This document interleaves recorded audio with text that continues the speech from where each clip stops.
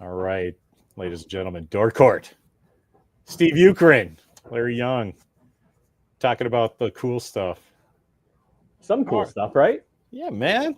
I got a list today. Oh, look at you! Can you imagine? I'm like, things I want to talk to Steve about. I do the same, and mine is actually very simple today. It's just, I don't know if you could see it. Superman, I can see. And Ironheart. And Ironheart. That also is on my list. I have, let's see, Henry Cavill 007 question mark. And now you see us, now you don't. But see, and then this is what they normally look like. This is what a normal... yeah, a lot of stuff. Yeah. Well, yeah, I mean, honestly, we could just talk about Ironheart and Superman for an hour, couldn't we? I think we probably could. I actually put this cap on for you today. I was going to say, I recognize that one. That's a good one. I've spent so much money at NostromoCrew.com that I think every time I'm like, hey, you should give Steve Ukraine a slice of this. Man, that place is insane. It's really cool. I like those guys are very, very talented. That's what I will definitely say. The thing is, like, the stuff I really appreciate about them is, like, guys like us are like, you know, I'm set with all the stuff, but I need that belt. You know what I mean? Like, nobody makes belts. Right. And they're like, which one do you want? We have the 4 different ones. I was going to say, or the right belt. Yeah. Go down that way. Yeah. That's so. I love that. Yeah. So actually cooking around on that site, I have this dream back in 1975 when Rick Austin and I first saw that together. I was like, oh my God, I need to know about that world, right? I have to have patches from other ships. And I understand that in the Alien universe, they're all named after Joseph Conrad books, but he only wrote so many books, so you're going to run out of ship names. So I forget, it wasn't Rick, it was one of my other buddies. It might have been Toad or both. I had this friend named Jeffrey Scott Todd Farnham. Okay. And at school he went by Jeff, but his parents called him Scott because his dad's name was Jeff as well, right? So my dad would encounter him at school and everybody's calling him Jeff, so he thinks his name's Jeff, but he comes to my house and I'm calling him Scott, and we were playing. My dad had a wiffle ball, diamond set up in the backyard that also doubled as a badminton court and croquet field. And, nice. And so kids were always playing, like, whatever we felt like doing. We had this giant area in the backyard to do it. So one time we were having this wiffle ball game, and half the team is yelling, Jeff, do this. And the other half is like, Scott, do this. And so my dad goes, hey, I noticed, why is some people calling you Jeff and Scott? What's your name? Right. Do you go by Jeff or Scott? And he goes, both. And my dad goes, great, your name's both now. Anyway, I'd be over at one of their houses, and we all loved Alien. And I was like, I love that 16th century privateer sailing song, John B., that the Beach Boys did. I just fucking love that song. I love the whole concept of that song. So I'm like, if I ever have a USCSS ship, it's going to be the John B. And now I'm like, it's taking all my will not to make it. Oh, you should just make patches, it. Make the jacket. You could just make it. That's the. I probably will. I just don't want Mimi to find out. That's why I've taken up sewing. Yeah, I'll sew my own. That's a smart. You procure the stuff that's outside of your reach, but then you facilitate the stuff that is in your reach, such as the sewing part. That's we should put that on a knitted sampler of some kind. I just sold Etsy. That's the Etsy motto or something. But speaking of aliens, did you see any of the pictures of the aliens of the aliens Earth stuff of Timothy Oliphant? I haven't. It's been pretty busy at the house this week. Yeah, I can imagine. So Oliphant's in that show? On the Earth, yeah. Oh my fucking God. That's gonna be great. And I guess the big thing is there are regular people and then there's essentially like cyborgs. Okay. So there's going to be like on Earth. On Earth. Okay. It's like there's 3 different. There's like the.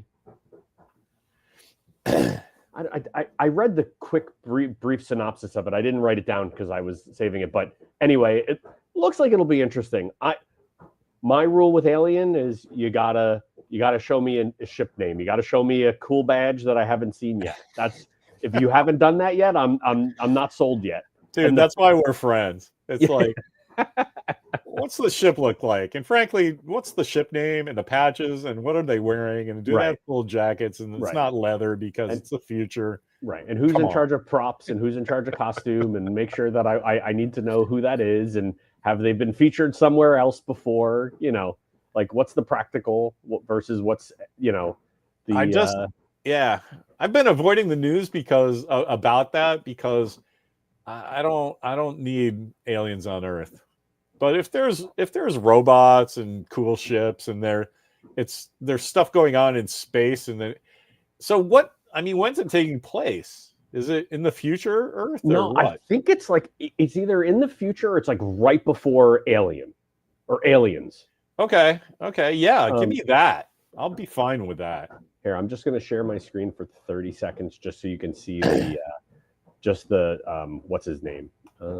Timmy O. Share screen.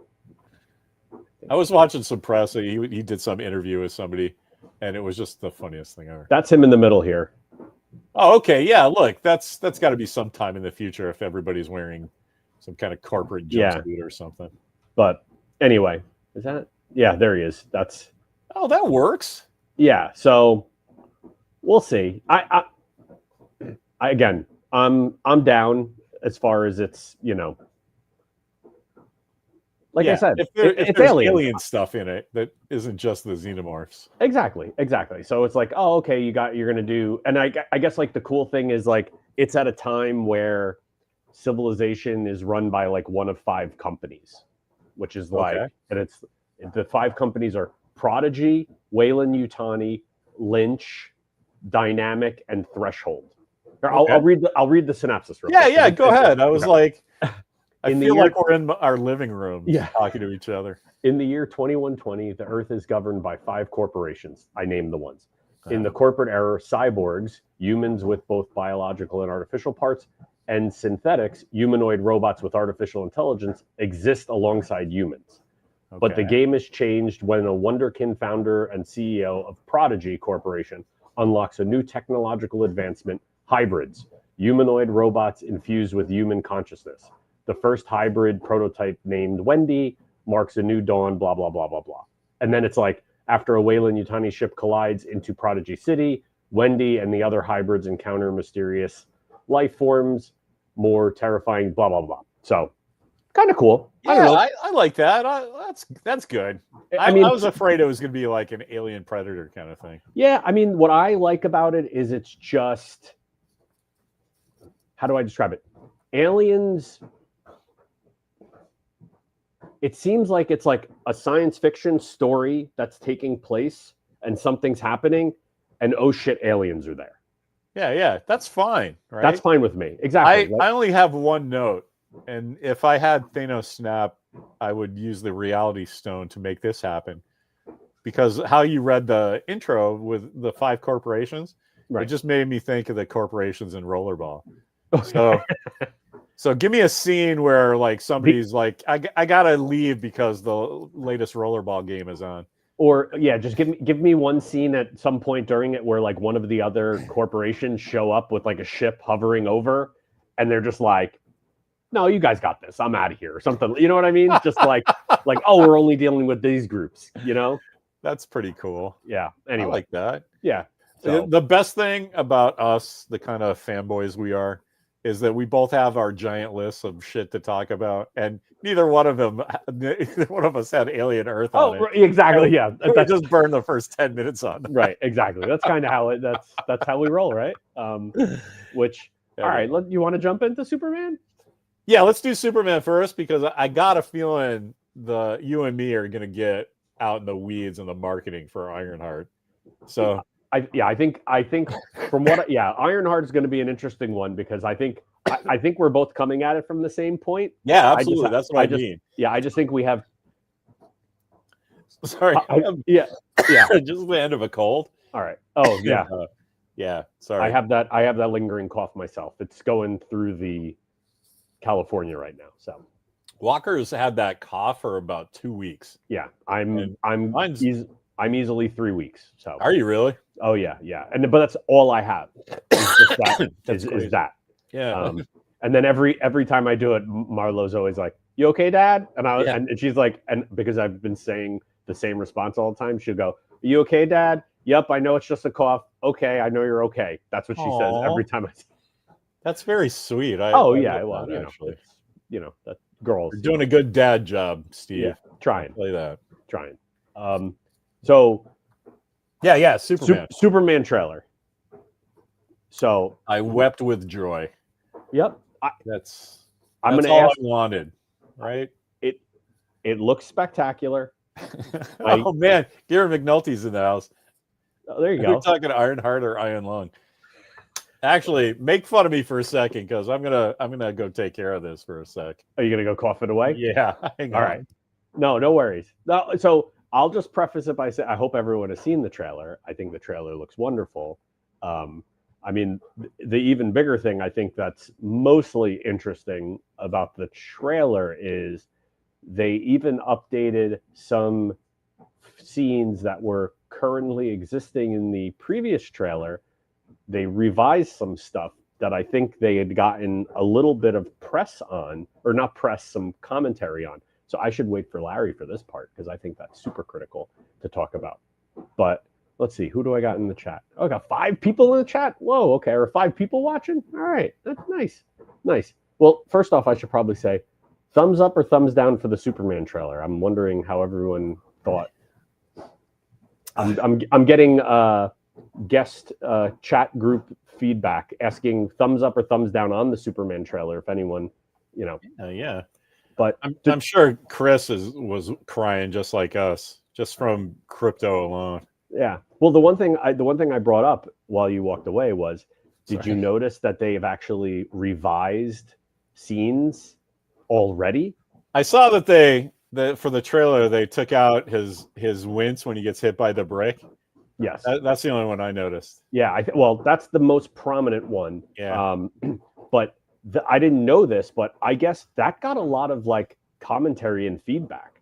People were like, Superman wouldn't wince if he got hit, and like people were essentially saying that would not happen to Superman. And then you're kind of like, I guess that could make it through editing and no one would pick that up. And then finally, they showed the Nerd Cabal, and the Nerd Cabal were in Action Comics 742, he, Yeah, it does seem to me that somebody dropped the ball there because James Gunn that trailer's perfect, right? I think it's great. So it seems hard to believe that that wouldn't stand out when you were editing something that, he gets hit by a rubber brick and still kind of goes, ow. Well, that's why, I don't know if you remember, that's why after the teaser dropped, everyone was like, that's not Superman, that's Bizarro or something. Oh, I didn't hear any of that. Yeah. Oh, here you go. Yeah, but so that was the big, when he got hit, it caused a little bit of the kerfuffle of okay, that's obviously not Superman because Superman's not going to win. Right. Superman's not going to wince if he gets hit with something. So that's not Superman. That's someone else's Superman. And then everything went down that rabbit hole. And then now, if you see this new trailer, he doesn't. You read Kieran's take over here, right? I was 100% like that. I was like, yeah, I mean, it doesn't mean he doesn't have feelings. He just wasn't hurt, right? So he can wince because he's wincing at the thought that somebody threw a brick at him. Are you kidding me? I'm trying to help you people. That's how I read it. And then everybody's going, "Oh, Superman wouldn't wince." I'm like, yeah, I guess technically you're making this Superman for everyone, not just smart people like me and Kieran. Yeah. Yeah. So But I'm kind of doing no prizing to myself why James Gunn let that go, you know? yeah, exactly. Well, and like I said, Human I also emotion. think it created a little bit of like in the gossip channels and all like the forums and stuff. It was all like, well, that's obviously not Superman; it's someone else, and that's why we're blah blah blah. Yeah, interesting. Yeah. So, I, what do you want to tackle? What else do you want to talk about the Superman? Well, Like, I'll tell you just like my emotional beats, right? yeah, let's do that. I was reading comics. I mean, I'm sure you were too when Guy Gardner was introduced. Sure. But I was in college, and so there was only like 5 or 6 or 8 guys that I knew that read comics, and we all went to the comic store together. So we never really talked about it because we all knew what each other thought of the J.M. DeMatteis Justice League, which is where we all first saw Guy Gardner. I don't know where he first showed up. That's what I was just going to look because I don't know that off the top of my head. But that's when we first saw him, and I was like, I don't really like this character because I like Mike Grell's Green Lantern, you know, the Green Lantern, Green Arrow that came back. Yes, started its order. It's like 76 or something. Yes, and they had a Vulcan Green Lantern. The conceit of the return from the 60s stuff was that everybody gets new rings, so there's a whole issue that is an intro to the concept, which I thought was a really cool way of handling that. But like, just Mike Grell was a Star Trek fan, so on the way out, he just drew a Vulcan, you know. And I was like, I thought that was the coolest thing ever. Is it like it just looks like a Spock-looking guy, right? Yeah. And I'm like, okay, maybe he gets away with it, but he has like a page and a half of interacting with Hal, and then at the end, he's like, "Pooh, see ya." And I was like, oh my god, I'm in love with Green Lantern now. So I followed all the core stuff. I really enjoyed it. But when Guy Gardner came out, I was old enough that I was like, okay, I get what they're doing. You got to have a dickhead Green Lantern. But like, do you have to make him look like the Three Stooges with a stupid bowl cut in there? I didn't like his outfit. Right. I didn't like anything of it. But over the years, I kind of mellowed because I'm getting older and I kind of get what they're doing. And then, you know, I didn't pay attention because I was more of a Marvel guy. But whenever I'd run across Guy Gardner, I'd be like, all right, that's cool. So that's what I'm going into in this trailer. And I told Walker, he and Mimi saw it at night. So I'm like, you guys don't know. I didn't talk about this at all to you. Yeah, and you watched it like 67 times, but that's also 55, 60. I'm not going to tell it. I'm not going to say you're lying, but I think it was just a hair short of that, but just a hair. But I told Walker, I'm like, man, you're going to love this trailer because there's a lot of stuff going on, but regular people will get it because I guarantee you James Gunn is not going to intro anything because just in the trailer, every shot of a new character is being in character. So that's true. That's true. Really, it's really cool that like my dad would understand that. He'd go, oh, that's some kind of bird girl. That's a guy with a magic ring. You know, he wouldn't know anything about it, but he would get it enough to watch the movie, right? And he's the most normal guy. He was the most normal guy ever.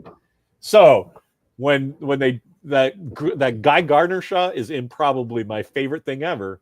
It's just like not even a second, but he's just walking away dismissively fucking hitting somebody with his green magic ring. He's like, I can't be bothered with this bullshit. And it was perfect. I was like, if you only have a second of Hot Girl, okay, it's cute girl with wings flying around. Okay, right on. You have a second of Guy Gardner. You have a second of Mr. Terrific. Oh, look, here's a guy who obviously he's doing something with a gizmo. He's obviously a smart guy, but he's so invested in fair play, he wears it on his sleeve. Like everybody gets it, and Guy Gardner's is like, fuck you, bang. Oh my god, that was just I loved everything about that. Yeah, I mean, I have when I first saw it, I pinged you guys immediately, and I was like, this is spectacular because it's just it's the first trailer that DC has put out in a very long time that had a Marvel-esque feel to it, and I know that's not what they're going for because it's different, but it's the first one where you're like, huh. First off, there's no scenes in the dark except for I think when they're interviewing Lois is interviewing Superman in the apartment. So pretty much every scene you see it's very bright, which is immediately like the greatest thing that James Gunn has done to the DC universe is Right. like turn the lights on. Yeah. So everything you can see stuff. There's actual color. Yeah, I loved it. And then I think I hit you with my only thing is having watched every James Gunn film he's ever done, going back to even Romeo and Juliet. Yeah. When he introduces a character on the screen, as I told you, as I think I text this to you guys, or I typed this to you guys, he gives them time to explain to you why they're there. Like he does that in all of his films, even in like the weird ones. Everything gets. There's a reason why these 6 people are in this room, and not that he gives them all like a full 20-minute like background, like not like Rebel Moon with like the part 2 where like everyone gets like a 45-minute like intro, but he gives them time, and that was my only thing that I'm like that's the only line of concern I have in it is like I don't remember exactly how long the movie is. Do we have enough time to explain all this? And then the flip side of me is also like why I'm super positive about it is because he's immediately jumping in the trailer where Lois is already with Superman, who knows it's Clark Kent. So what that already tells me is we're not getting any of that backstory. So that's awesome. So that's already eliminating the normal traditional 45 to 65 minutes of the beginning of the movie that we don't have to get the origin story. Like we're just going to roll right into it. So if I'm doing that, I think then there's enough time so I know who Mr. Terrific is and why he's in the prison with Metamorpho and why what's her name, Black Orchid, is sitting in the thing next to like all these characters that you see in the trailer. You're just like, holy shit, that's that person. But you gotta like, I don't know. I feel like you gotta say something about them a little bit, a minute, something. Oh, just based on the trailer, I'm sure that will happen. Yeah. Kieran's got a great question. Want to hear you guys' thoughts on Ma and Pa? And Sagasag is like, some are complaining Ma and Pa look nothing like Corn Sweat. Like, I would like to throw those people out the airlock because who doesn't know that there are his adoptive parents? Yes. So, like, why would they look like Corn Sweat? Well, I think that's really cool seeing some just old people for a change. I was going to say that. And plus, oh my God, that scene that they show, I know you're going to think this, and so is Kieran, because he's a pretty good dad. I can tell from the internet that he's a good dad under harder circumstances than us, I think. And but I fucking love that scene for all that. First of all, he looks like me. All I have to do is put a flannel shirt on, and my Pa Kent costume will be unassailable. Well, I mean, and then it's like, hey man, I just did the best I could. I kind of choke up a little talking about it, and then his hugs his son. Like, I mean, come on, man. Two things. I understand. Ma Pen. I made your boots. I fixed your boots. I'll get them. Right. Like, fuck yeah, give me a show of those guys. Anyway, I understand getting Kevin Costner to be his dad because you want to establish, like when you had Kevin Costner play the dad. You need that gravitas, right? You needed that. Yeah. But because you're not doing the backstory, now you need an actor that can carry a scene like just by looking at him. Yeah. And I like to believe that actor can do that. Oh, he is absolutely not. Yeah, whatever. But Pruitt Vance something. Pruitt Taylor Vince, I think his name. Yes, that's. You can go back and look at all of the movies, and I think I was like, I think I pinged you, and I was like, I love them in this, I love them in this, I love them in this. And it's like all of these movies, he is a character in a movie. He is on the screen, and every time he is on the screen, he draws your attention. Like even when he's sharing scenes with like Keanu Reeves and like Constantine, or like when he's in Identity, or when he's in all these other films, you're always like, this is the actor to look at. Like and that is a perfect example of a scene where I guarantee you Ma and Pa Kent are not in this movie for more than like 5 to 10 minutes. Yeah. And they are going to be amazing 10 minutes. Yeah. There's that one shot of the little Clark Yes. hugging sort of middle-aged podcast, and then they cut to the like, oh, you're going off to college, man, good job. And I'm like, that's all you need. That's right? it. Anyway, Chuck said it made him weepy in a good way too. It's like I'm so down with this movie because it has the music. Like I just hear the Isn't that what I said? okay, let's fucking go, and then it has emotional beats and action adventure and you can tell the stakes are high, but there are emotional stakes that are high too. I think it was Chris, Sagasag said, I read that some cats were complaining. The one complaint that I saw that I could not understand was people who know better going, oh, Clark wouldn't yell at Lois like that. And I'm like, hey, man, forget the fact that you don't know what the context of that scene is.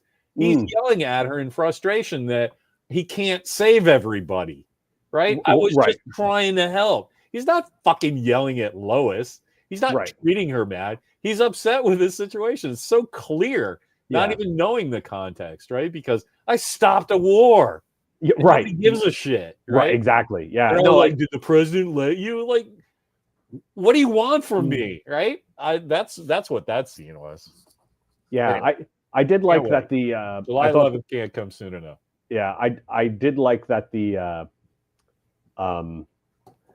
microphone thing that she's doing the recording on is Lord Tech. Did you? I don't know. Oh, I didn't catch it like that. But which is Maxwell Lord, which I guess is being played by Gunn's brother now in the movie. Yeah. And he assembles all the other guys, so that makes total sense. Yeah, right? So which is cool. Yeah, I think I told you guys, I was like, I have no complaints. The fact that James Gunn was like, yep, I want the original music. Get me the original music. Pay whoever you need. Like that had to be in it. And I'm like, dude, they're even doing the credits the same way, I love that. Yeah. But I guess I hate to say it's a complaint. The only thing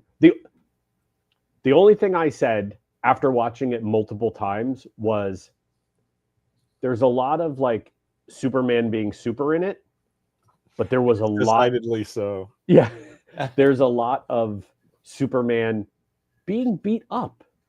And I kind of didn't like that. Oh, no, I love that because I'll tell you why. He wasn't being beat up. He was being helped by other humans.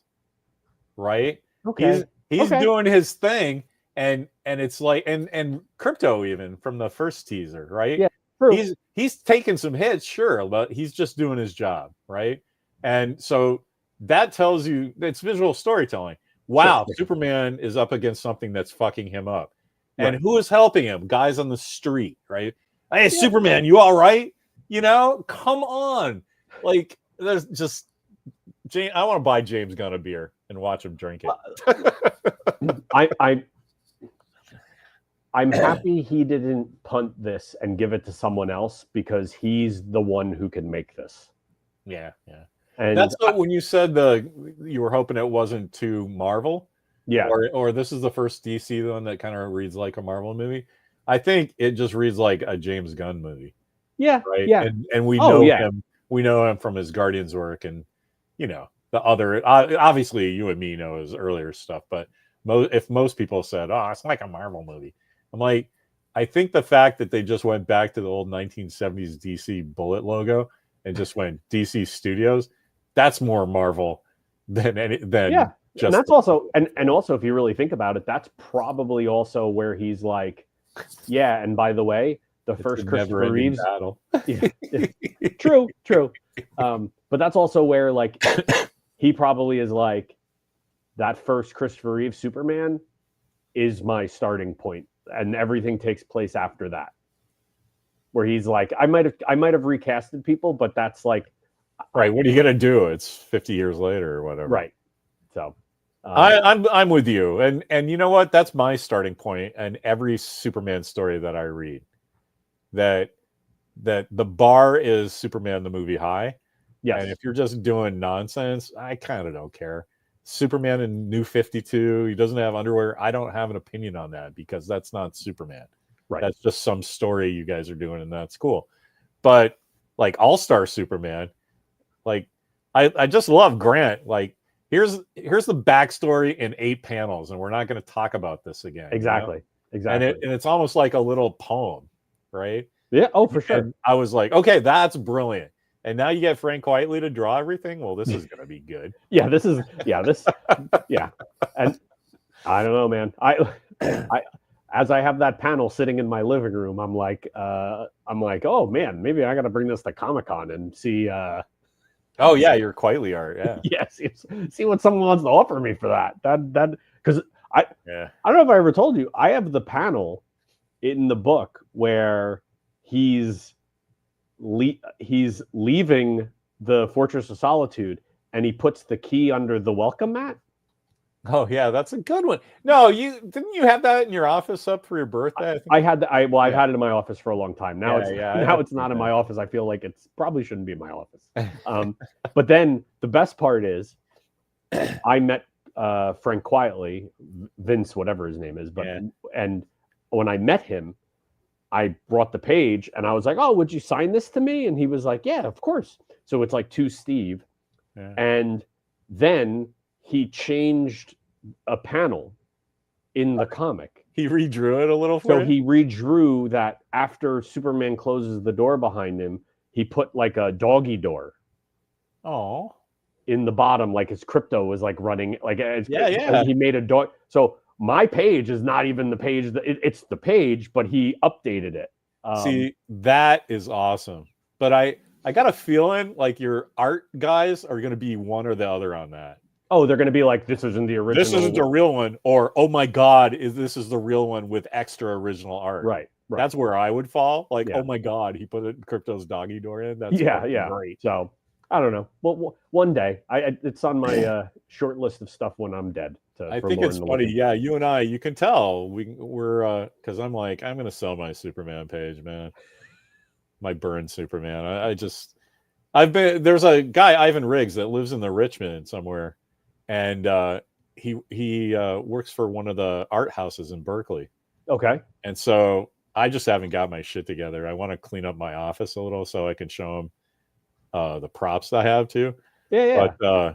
But yeah, it's like, hey man, come over and tell me what you think about these 6 binders full of original art. Yeah, my kid's going to college next year. Right. Well, exactly. And I have kids who are going to be going to college. Right. That's what I mean. It's like we're getting to be the same place. I'm like, what do I do with these? These pieces of art that I bought for nothing, and now all of a sudden, Well, again, when I do remember a few weeks ago, or maybe even months ago, when the Quietly sketch was like floating around out there, and like, they're like valuing it at like 30 to 50 grand, and I'm just like, original art's insane right now. What? But well, I don't know. Superman.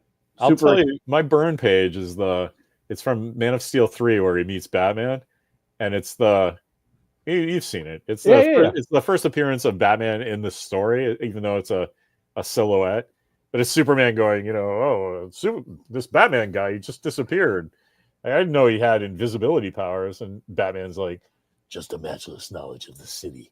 I hide in the shadows. And I love that page. I fucking bought that for $150. Yeah, exactly. Yeah. And I that stuns me to this day that like I can get a car with that now. That's way earlier than me buying art. Well, I'm way older than you, Steve. Sure, but like my John Cassidy page. Oh yeah. I think that probably skyrocketed. Lauren paid $60 for it. Yeah. And my Quietly page was maybe $100. Yeah, maybe $100 for all-star Superman pages. Insane, yeah. Like, at the time the covers would go for like $1,000. Yeah. But an interior page was $100.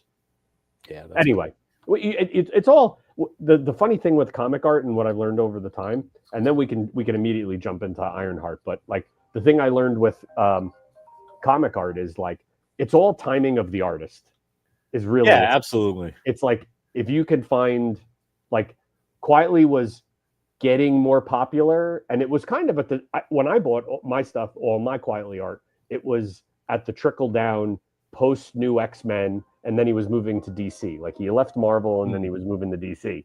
So it was kind of like, I don't know. I want to say like Marvel didn't want people didn't want his stuff, but I don't know. It's Frank Wiley, man. That stuff's okay. golden. All right, what do you want? You want to jump into Ironheart? Yeah, let's do Ironheart. Yeah.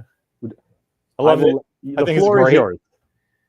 I'm sick of people weighting every offering the same. You know what I mean?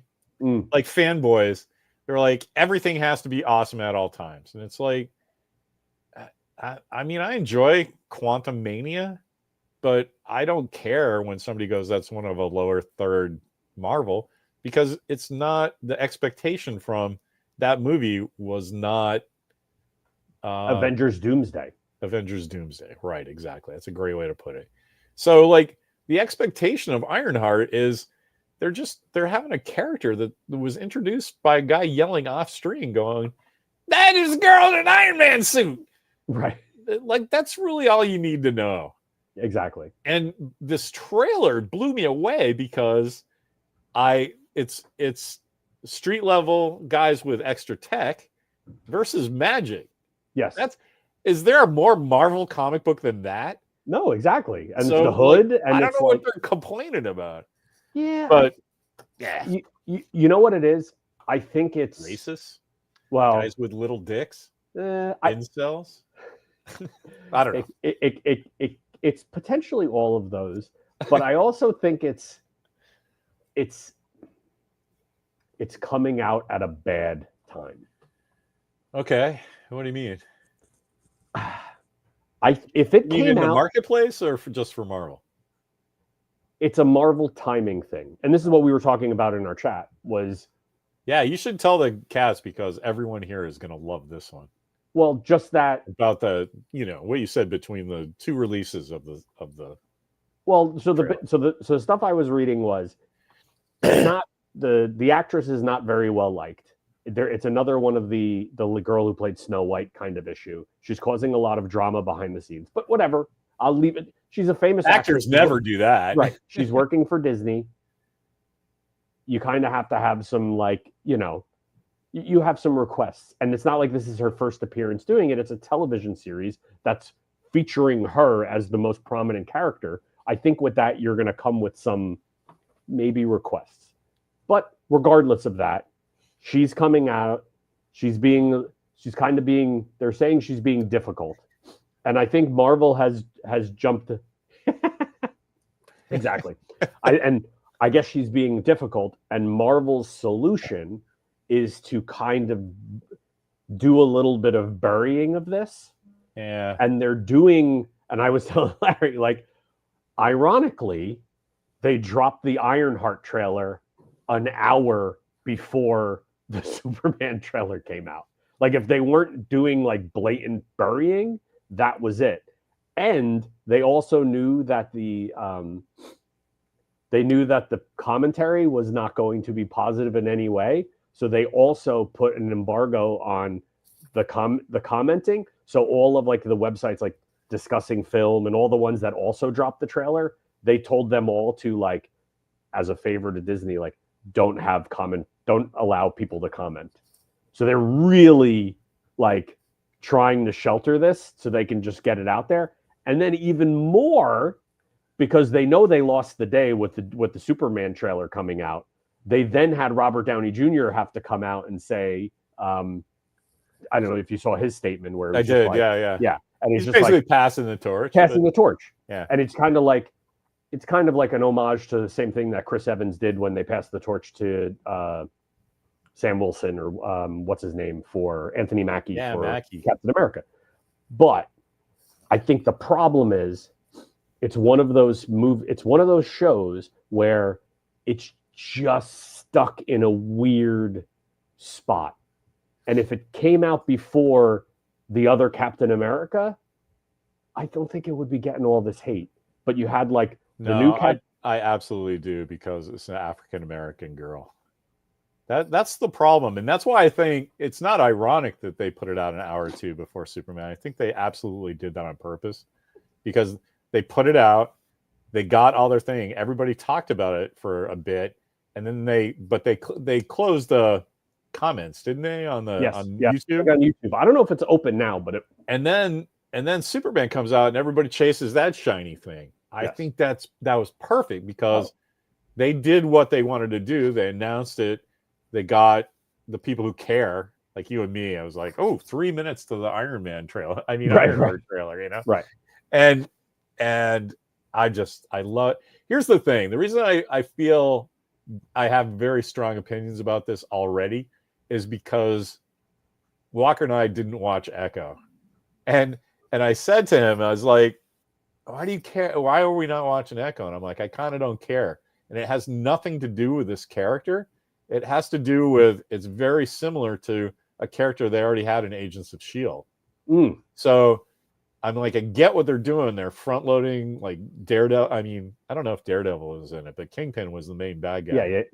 Kingpin was. So they're sort of loading that. I'm like, man, I want to see Don Florio do that. But I don't care about this character. And there was just a lot of it that didn't add up to something I was interested in. Sure. And I felt like that was my fault, right? Because, and then I had to do like a little mental calculation with myself. It was like, hey man, when you were going to the comic store every Wednesday, which I do now because I drive the young man.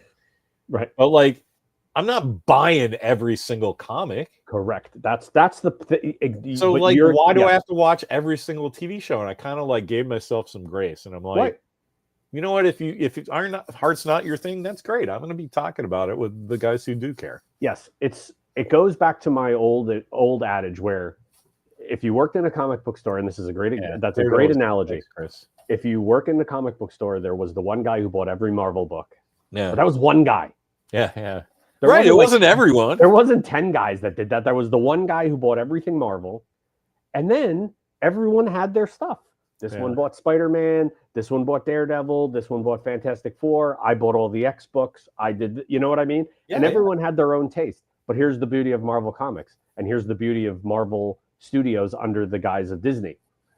I don't have to make something that's generally liked by everyone. I just need to put out more options. I need to give you your multiple flavors of ice cream, because if all I ever put out is vanilla and chocolate, someone's going to beat me and put a bunch more flavors out. So Ironheart might not be for everybody, but it's a flavor for a group of people to see something.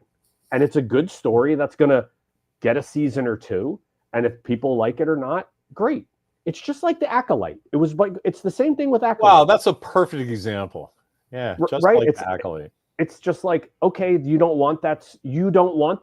Cool. It's a big universe, man. And I'm guarantee you that nothing that happens in Ironheart is going to be so story critical that you're going to like see something in Doomsday and be like, oh my God, where did this all come from? That's not happening. One of the things I really enjoyed about that trailer was they showed her character in a 2-minute trailer, in that, hey, you're trapped. Okay, well, we're watching an action adventure trailer. That's going to happen. There's something that the main character has to do to get out of their thing, and she chooses a different way to solve the problem. Right. So I was like, well, that's fantastic. Like, we don't know. She's going to, fight for the forces of good, but in a way we don't expect. Right there, I buy into this girl in an Iron Man suit presence, right? Sure. But then, in the weirdest thing of all time, your 61-year-old friend has no idea who the Hood is. Oh, except for the fact that he has Walker and I have been going to Dave and Buster's forever, playing that does he have a card game. Yeah. And so I'm like, who's this? And we get this card. Who's this? He's like, it's the Hood. I'm like, the Red Hood? That's all right, whatever. That's DC, man. This is some magic guy. And I'm like, well, what's he do? He goes, and so we did nothing but play the Hood against each other for like 5 minutes just to show like all the various things. And so that was his end. He's like, oh, Daddy, the Hood is in this one. He's the bad guy. And I'm like, is he the bad guy versus magic? He goes, yeah. And I'm like, what does everybody want? This sounds amazing. Street level guys against woo woo. Yes, please give me that. Who's stronger? Yeah, I mean, the Hood is cool because that's Brian K. Vaughan. So that's Brian K. I literally know nothing about this character. Yeah, so Brian K. Vaughan created him. So it's just, but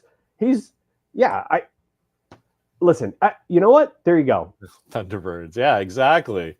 Oops, sorry. You Oh, just I did it again. We both did it. nice job, Kieran. We both of us Yeah. were like, oh. But Anyway. As I say all the time, and I probably say this in every time we do one of these, is like, I just want more Conan. Just keep on giving me more Marvel stuff. Yeah. And the right fans will find it, will embrace it, will love it if it's worthy of that. You know what I mean? Yes, I do. The Acolyte proves that. Like, apparently that is got like this giant following now. Right. Like, people have discovered it. So that speaks to your point that like now it's just about content. So you get to it when you get to it. I'm gonna make an admission that no one of my friends can fucking believe. We're on episode 3 of Andor. Oh, and it's over now, right? And people are all talking about it. It was the best thing ever. And I'm like, yeah, I know, but like, my kid's trying to learn to drive and just had his prom. Yeah. And I've been solo dad, so I haven't finished. Yeah, exactly. Yet, but yeah, so you're taking kids around to volleyball and stuff, right? It's like, yeah. But my thing is, I like it because it's for the same reason why I love Daredevil is the same reason why I feel like Ironheart has a place, because it's like I'm not trying to tier the characters, but like Ironheart seems like a TV show. That to me doesn't that doesn't feel like a movie to me. Right. Like honestly, Ant-Man after the first movie felt like a TV show to me. Yeah, 100%. Probably should have been a TV show. 100%. And they're great, but could you imagine if Quantumania was a television show and that was like 8 you know what? It reminds me. It's like Loki. Loki's not. Yeah, 100%. Steve, you're a genius. You should write this in an article that is not existenz or however you pronounce that. Yeah, I don't know. I'll just say it to you. I'll share it with you and the 5 people listening here and feel smart. Oh, dude, it's a good one. Yeah, but that's what it is. It's like there's going to be these stories that Marvel is going to want to tell that are. This is a movie. This is a TV show, and I think Feig is the guy now that's making those decisions again, which is also why the marketing though is just brilliant, right? Yeah. Because they say, "Oh, these are street level heroes," instead of these are our B guys that don't deserve theatrical releases. Correct. Right? Yeah, and it's like because street crime is unless you're Michael Mann, it's going to be really hard to do that for 2 hours and have it seem like there's some crazy what's the big existential right. What's the big issue, like at least see, I think Thunderbolts was the avenue to introduce somebody needs a shirt. I think Thunderbolts the only intention of Thunderbolts was to introduce Sentry into the Marvel universe. And when we talked about this when we went to go see it, that Lewis Pullman, man, he crushed that. Yeah. So I need to find out how many movies he has on the docket, but I think coming up. Yes, because like Thunderbolts, again, probably an example could have been a TV show. Probably would have been a great television show if you have Harbor on it and then like the father-daughter dynamic and all these other characters. Like they all have enough backstory that you could kind of like 8 to 12 episodes, but it became a movie because it allowed you to have the big existential, the big threat, which is the Sentry, and you have to introduce the Sentry who's bigger than TV, and now he's in the movie. You know what I mean? I do. I just like thematically how that works, right? Because you get all these scrappy guys from other things that are familiar with the audience, so you don't have to do too much intro because just make them act in character. Like, Julie Louis-Dreyfus comes up and goes, "Hey, JV Captain America," and John Walker's pulling his gun out. Right. Okay, we get this guy, right? And but they also have like the real world thing of like, what do we do after Endgame? Yes. And it's like, well, they're building the team again, or the guys that you're going to follow, and it's not going to take 10 years, right? No. Well, now it's going to take 2 movies or 2 movies. It's going to be 2 movies or 3 because really, great. Yeah, I mean, because you got to really think about it. You have the end of the last Captain America, where regardless of what the end credits are, essentially you have the new Cap, the Anthony Mackie, Sam Wilson Cap. He has his group of Avengers, which is the known Avengers, the Shang-Chi's and all that stuff, right? Mm-hmm. Then you have the Thunderbolts, who are the new Avengers. That's the other team. And you also introed Fantastic Four. So boom, there's your intro into the next Avengers movie. And then the X-Men show up because of hand waving. And you don't, oh my God, you're at like Avengers 3 or whatever. You're at 35 characters. Yeah. And you've done it in 3 movies? 3 movies. Yeah. That's great. As opposed to what they did in phase 1, where it was like how many movies till, you know? Can you imagine, though, being Marvel and those guys and being the Russo brothers? It's like that line in Deadpool Wolverine. It's like, until you're 90. Right. It's like that had to be like an in-joke between the two of them, but it applies to all of Marvel. All of them now. Yeah. It's like, no, Russo brothers, you can't have another job because you're too good at this. Right. And every time you take a shit, it takes $1 billion. Right. Like, come on. Keep doing it. If Marvel was smart, and I know we have 5 people watching this, so I'm hoping this is playing in the background at some airport and like someone walks past. If Marvel was smart, the giveaway at San Diego Comic-Con would be a playing card deck of the Avengers Doomsday cast.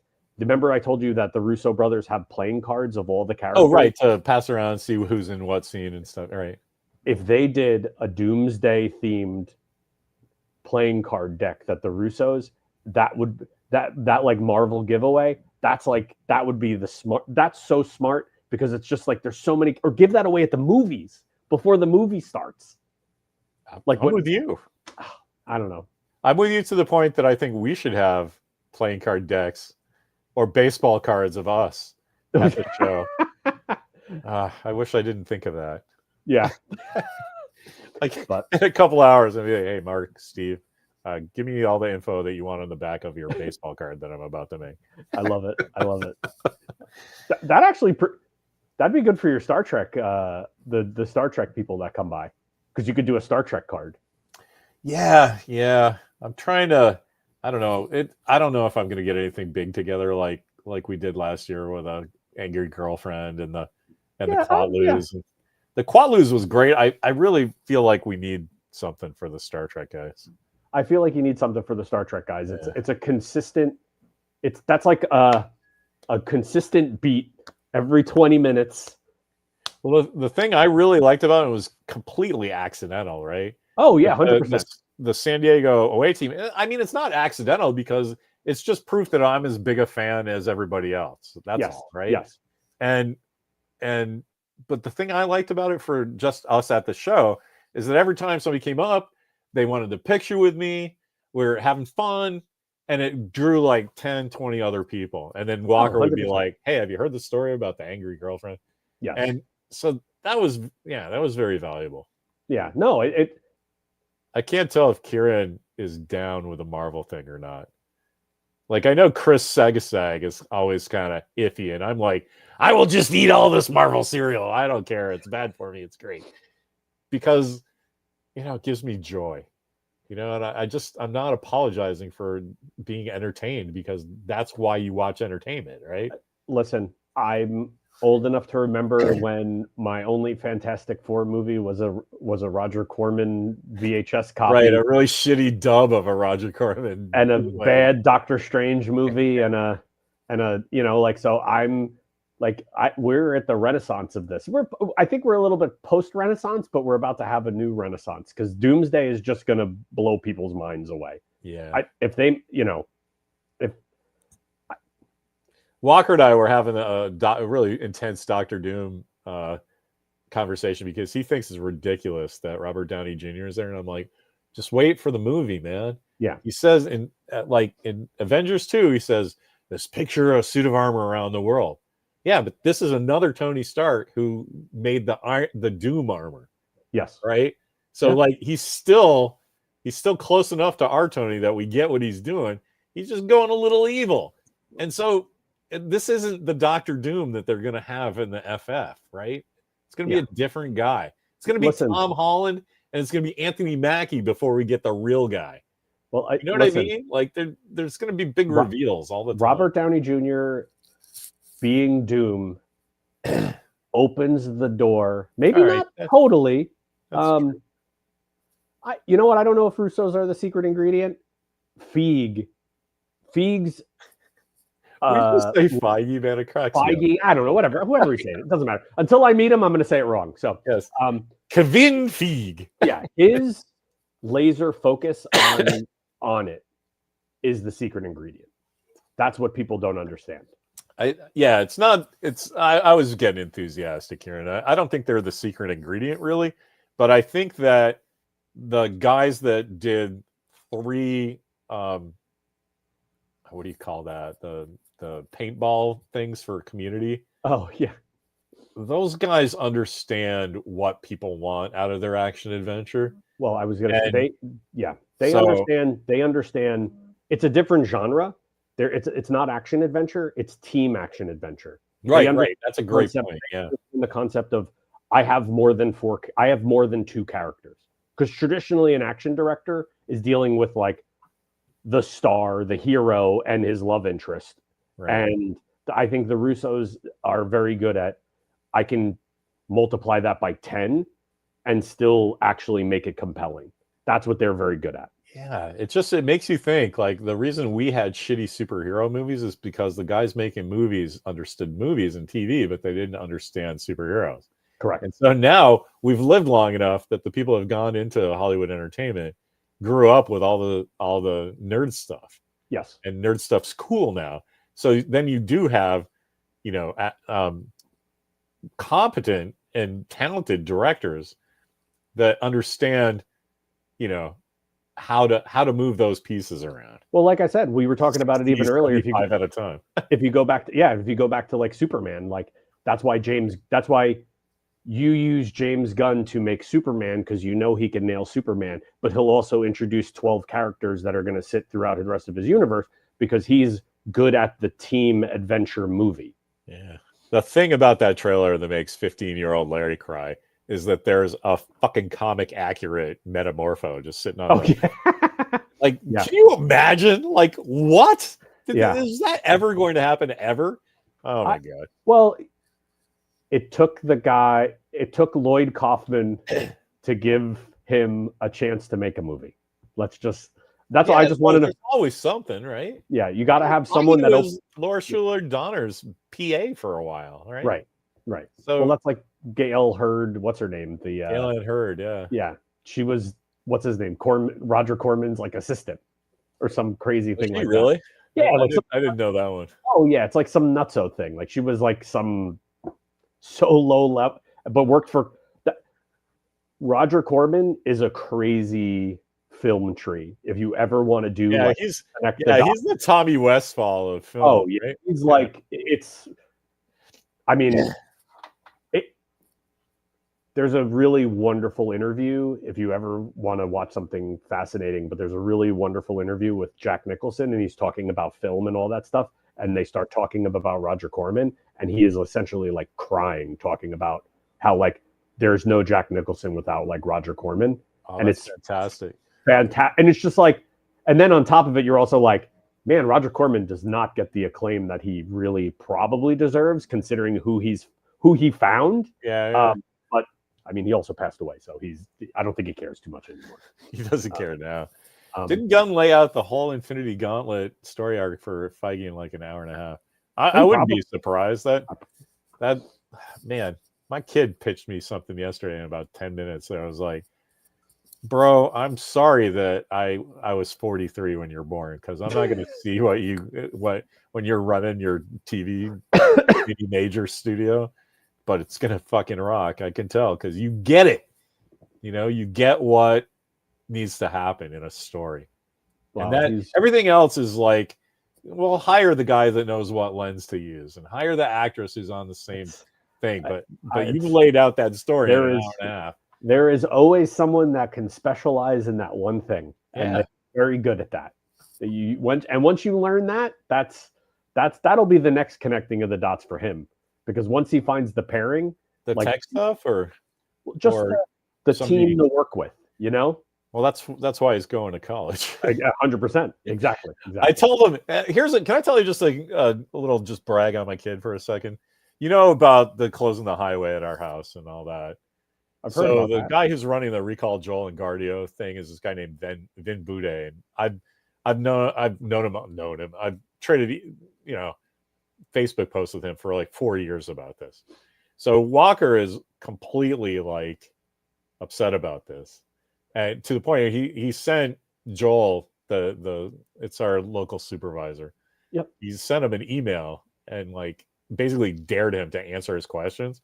He did get a response back, but it was just this canned bullshit. Sure. And so he gets it in his head, I'm going to make a newsreel for my American democracy class. And can you get your buddy Vin to sit down and talk to me? And I'm like, it's kind of a big ask, man. Like I would always do that if somebody asked me, I'm doing a student something. Sure. Can you answer questions? I would always drop and do it because people did that to me. And I also know how hard it is because when I was doing that, I would hear from 90% of the people, I'm not going to do your homework for you. Well, right. But the initiative to do something like that is worth the minimal effort to get it to take place. But anyway, go on. I'm sorry. Yeah. So today I arranged, I said, Vin, would you even consider this? And he's like, yeah, here's my phone number. I get your kid to text me. And I'm like, this is great because I'm going to teach him how to do this. And so I like helped him craft here's the scope of the project.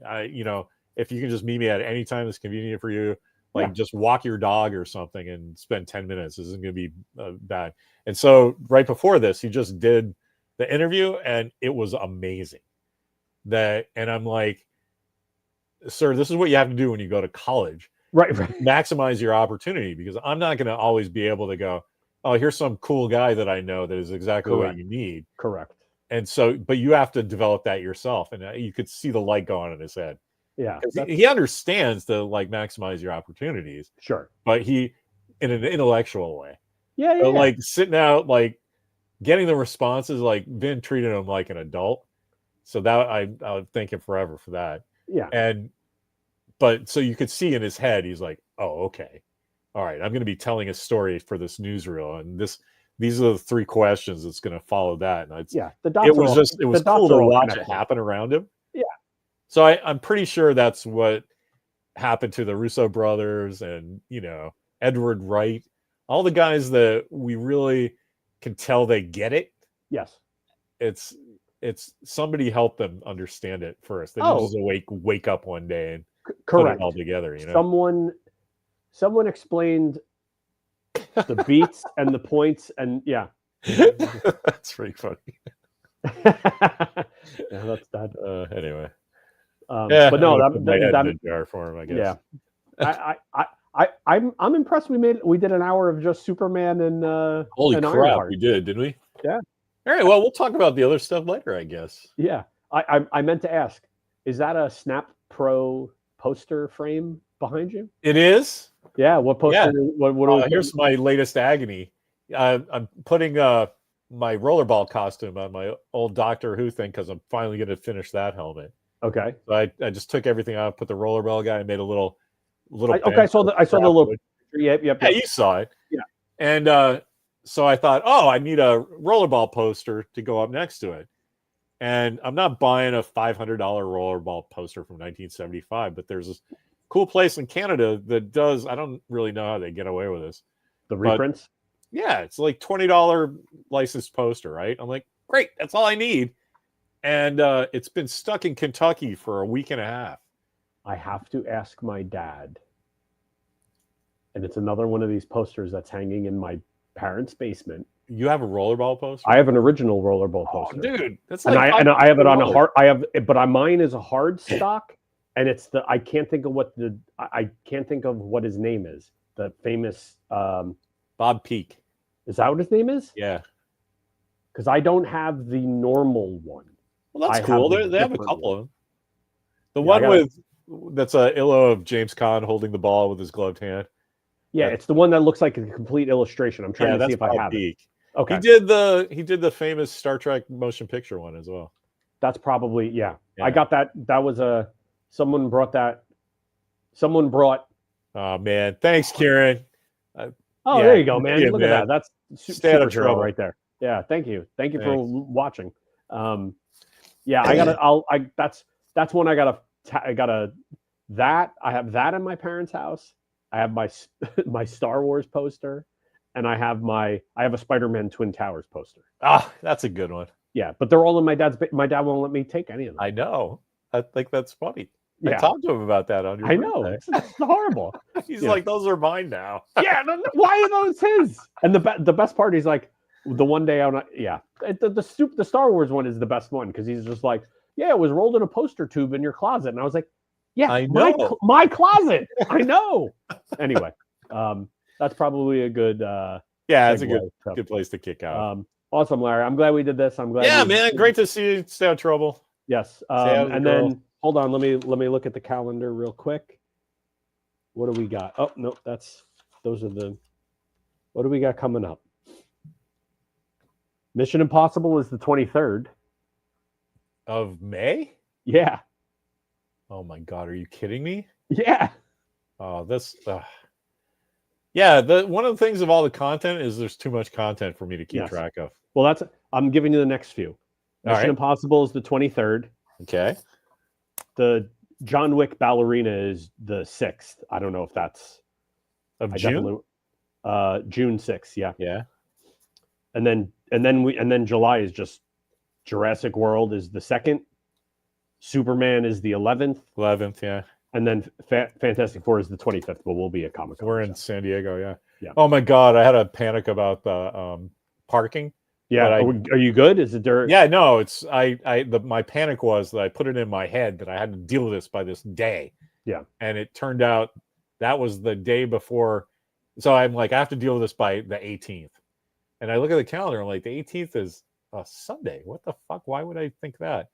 And then I looked at the stuff, and it's because they're going to send the email on the 19th.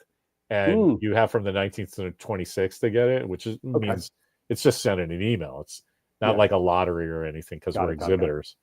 But I was like, man, I should not trick myself like that because I put myself in a panic for an entire day. Yeah, it worked out. And last question that actually, let's end stream because I'll ask this in private. All right, thanks everybody. Always a good one.